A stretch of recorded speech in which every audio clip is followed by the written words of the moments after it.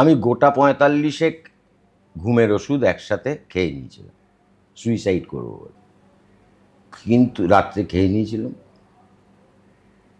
সকালে আবার আমার ঘুম ভেঙে গেল।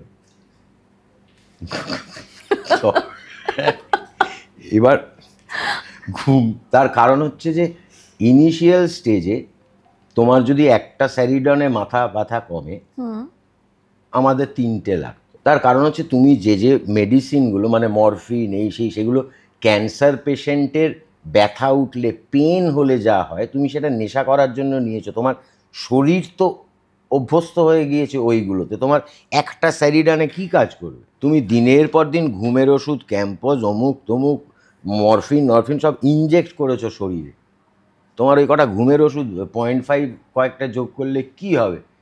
একটা ট্যাবলেটগুলো মানে বিভিন্ন এনটেন ফেনটেন গোছের বিভিন্ন নেশার ট্যাবলেট পাওয়া যায়, চিবিয়ে খেতাম, মানে জল লাগে না আমার। তো সেই লোকটার ঘুম ভেঙে গেল যখন, এবং যেখানে যেখানে ইনজেক্ট করতাম সেই জায়গাগুলো পচে যাচ্ছিল, থসথস করছিল।